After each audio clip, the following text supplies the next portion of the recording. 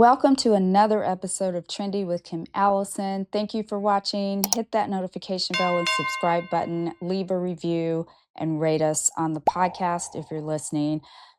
You guys, we are the little engine. We are the little podcast that could. I know that our following is not that great yet, but I'm going to keep talking until you listen because we do talk about relevant topics here. I am an industry professional of 30 years specializing in hair cutting, and I don't bring how-tos. This isn't going to be a step-by-step situation, but you are going to get news as far as relevant topics and things that you should be thinking about, things that you may be wondering about. I wonder too, and I bring all of that to the podcast. I do episodes with guests, and I do episodes solo. I do solos that are really short on Mondays and Fridays, and I do every other Wednesday with a guest. Sometimes, it's always a Wednesday that I have a guest, just whenever we just flow, but always relevant topics. So I hope you can go back and watch some of the past episodes. They're a lot of fun to listen to. And so that's it. Have my fun colored folders that have different categories. And today I'm in my red folder, beauty culture, continuing our talk on Monday's episode about natural is no longer normal. It's wild, you guys. I talked a little bit on that episode about an old movie I was watching from the 70s, Jaws 2. And I was looking at all of their faces. I was just in wonderment, like, wow, they actually have movement in their face. They actually have flaws, what we would consider today a flaw. Then it wasn't a flaw. It was just being an individual. It was just being who you were. And so I wanted to bring these topics today to the conversation, just things that I've wondered about, things that I have researched and just kind of delved into. One of the things that I think I concluded from all of that, right? That the chins weren't perfect. The face shapes weren't perfect. Like I said, you could have crooked teeth then, but you can't now. Now you have to fix it. You have to fix every single flaw or else you're almost not normal. Like, why don't you? Right? It's so weird. And I don't think that overdone is necessarily out because we have all of these options available to us today. We can literally change our whole entire appearance to where we're unrecognizable. I think overdone isn't out. I think obvious is out. Isn't that obvious? I think that we no longer want to look like we've had work done. We use enhancements now to look natural. Now let that sink in. It's just, where are we going with this, right? Because when I research what plastic surgeons are talking about, they're like, no, our books are full. People are getting surgery more than ever before. They're just wanting it not to be obvious. They're just saying, I want that facelift, but I don't want to look stretched. I don't want to look tight. I don't want to look pulled. They want it to look subtle. So that's what they're asking for, these natural looking results. And I'm sure your injectors, it's the same thing. Everybody wants to just look refreshed. They don't want to look different. So we know, trust me. I do Botox myself. It ain't disappearing. It ain't going nowhere. Filler ain't going nowhere. Nothing's going anywhere. So don't you guys worry. It is not going anywhere. But I just think when I look at these big white teeth, I'm like, they are so big and so white. Spoken! I have veneers, but I got my veneers in the late 90s. So I didn't do my whole entire mouth. I just did the first 4. Because that's what my dentist, he said, that's going to look the most natural. Of course, when he showed me the color chart and said, what shade are you thinking? Because we're going to have to match your natural teeth to the veneers. It's easier to do that than to match. You don't want to match your veneers to your natural teeth because if you're going to get something enhanced, you want it to be better than what you have, right? So I picked the whitest one on the chart. And he said, oh, don't you dare. We will not be doing that because your teeth will be transparent, trying to get them to match that whiteness of the color chart. which is why I do believe today that when folks do their veneers, they've just gone full, all in, balls to the wall. Your dentist is like, well, we're going to make them all white. So now you have a whole 32 bright white chiclets in your mouth. And no shade to those who have it, okay? Because it was trending. It's your product of the times. You've seen somebody with a 90s nose job, right? It looks very different than a nose job today. Today, the nose jobs, they look a little more subtle, although they look the same because now we all can't have perfect little perky noses now, can we? But we will. There's a whole generation of us are going to have the exact same, surgery. And I'm trying to get through this episode without my glasses. So if I squint trying to look at my notes, then so be it.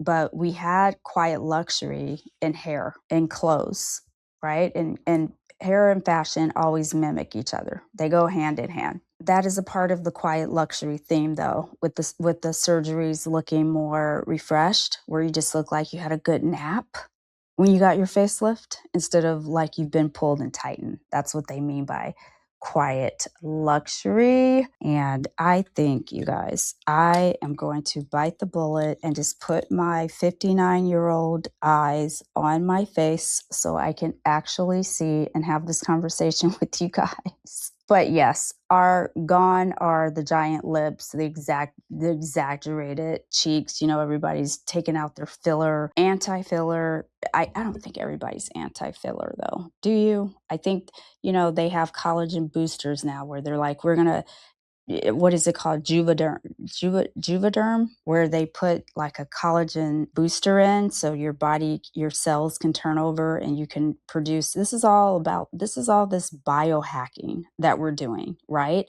To chase youth, to recapture our youth, to be the youngest version of ourselves.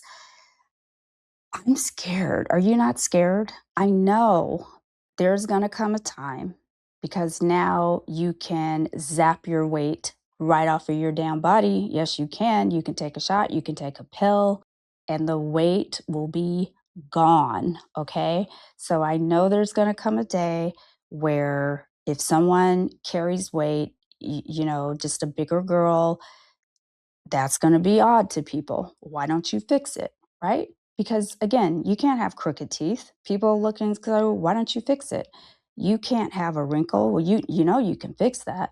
They even have a hairline surgery where you could pull your hairline down that my client was telling me about. And I know low key she was telling me for me because my forehead has gotten a lot higher than it started. It was already big, but now it is bigger as my hair has receded. I'm still trying to work on that, but she did tell me about that surgery. And that was probably a nice way of her saying, girl, they can fix that hairline, I don't know, you guys. I'm just scared. Like, where does this end? Right. But they now have, I know with hair, this is coming to hair. I know it. I think the first thing they're going to go to is gray. They're going to stop gray hair from growing and they're going to stop hair from thinning because those are the two things that people complain about the most. And it will shift the industry, I know, but as hairdressers, we've always adapted. We will roll with the punches. I remember when perms were a thing back then. It was gone by the time I got here, right? And I think it's kind of come back. It tried to, but I wouldn't let it come back in my salon. But roller sets used to be a thing. They went away and we adapted to that and, whatever, right? We will adapt. But let me tell you guys about this follicle cloning because if they can actually master this, it's not mastered, it's in beta. But right now, and I took some notes, they call it hair banking. And this is coming out of the UK. Right now, there's a company, it's called Hair Clone in the UK, and they're working with clinics in the US to let people excise 100 follicles, freeze them in liquid nitrogen, and put them in a vault. Why, you ask? Because your cells at 25 or 35 are way more potent, obviously, than your cells at 60. Oh my gosh, it's too late for me. Oh my gosh. Oh my gosh, it's such a great time to be old right now and to be like middle-aged, isn't it? Anyway, It's literally freezing your youth in a cryogenic tube so it's ready when the tech catches up. Oh my gosh, this is going to be crazy. So follicle cloning, just for reference, they're calling it an infinite factory. So think about how women were freezing their eggs. That's what they're going to do with your hair follicles. Oh my God, because now people, right, are going to Turkey and they're taking, it's just like moving furniture around. They're taking hair from the back and putting it in the front. That's going to be different than this. They're actually giving you new cells to grow hair on its own, just a whole new crop of hair without having to move anything. So, how they harvest it, though, this is how it works. A doctor takes a tiny punch biopsy, about 100 to 120 healthy DHT resistant hair follicles.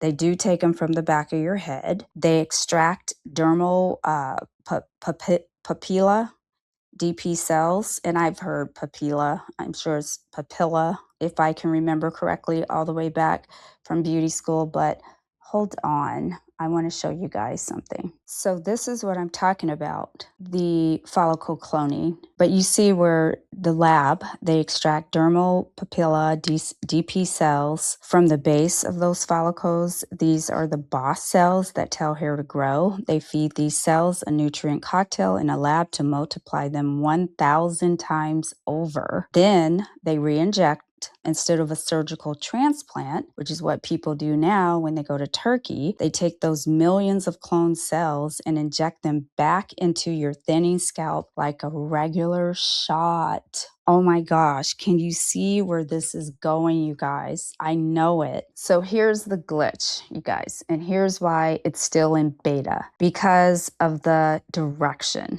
of the follicles, right? You can't predict those cowlicks. You can't predict the growth pattern, the whirls and the swirls and all of that. So if they inject 1 million cloned hair cells into your scalp, how do they tell them which way to point? So that's what they're trying to figure out right now, because that could obviously be chaos. Right? That's not going to be good if your hair won't lay down, for example. So yeah, that is what is going on. And so that's how it's going to bleed over into our industry. I think that companies like Madison Reed should start making their plan B. I don't think this is going to happen in the next 5 years, but who knows? Things come and go so fast now. They're already working on it. So it's just going to land, I think, in our laps. If they prevent gray hair from growing, for example, say, because clients have said this for years, I wish they just had a shot or something that I could take and my hair just wouldn't turn gray. So all the gray coverage, the gray technology, the gray blending, the gray care for men, all of it. Imagine if that was just gone, right? And eventually we're going to live in a world where nobody has gray hair, nobody has crooked teeth, nobody has a wrinkle, nobody. Oh my gosh, the possibilities. But I always got to bring it back to hair. And I still think, as a hair cutting specialist, I know with color, people are always going to want customization, right? They're going to want dimension. They're going to want fashion shades. They're going to want, some type of hair color. But when hair no longer is gray, what kind of shift isn't that going to be crazy? Like, think about ageism. Nobody has gray hair, not even old people. I know it won't be the whole world. I'm just saying eventually it will be. I just have a feeling. I won't be here when all of that happens, but I have a feeling that that's where we're going. Anyway, I think the question and the conversation and the wonderment of my episode on Monday and this continuum into this world is natural is now not normal. I'm telling you, we're enhancing ourselves to look natural. Butterfly effect. I don't know. Let the chips fall how they may. I don't know where it's going, but I do know that I ramble and I need to get back on the page.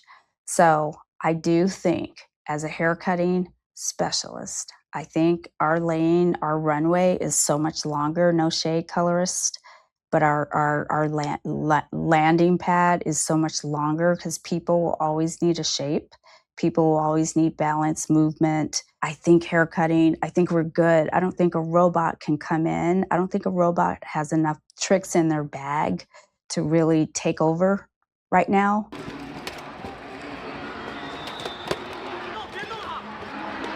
I think, again, they're going to take some things away and that's going to affect color. I just don't think it's going to affect hair cutting. I think extensions may be in trouble if people can, if they somehow can grow thicker hair eventually. Why would you need extensions? I don't know. This biohacking, I just feel it coming over into hair. Alrighty, you guys, you say, how, Kim, what does that have to do with Monday's episode where you talked about the movie you saw in the 70s and how people look in the 70s? I think what it has to do with all of that is that we are now entering this modern world of a new normal where normal is not natural and natural is not going to be normal. And that's what I'm going to leave you with now. And I'm going to land my plane on my last episode this week on Friday. But for now, think about all of that. What do you guys think about where we're going with all of this? You tell me, leave it in the comments, and I will read them, I promise, even if it's just one. But you guys, I know this podcast is going to grow. I believe in you. Hit that subscribe button, that notification bell, and I will see you guys on Friday. Bye.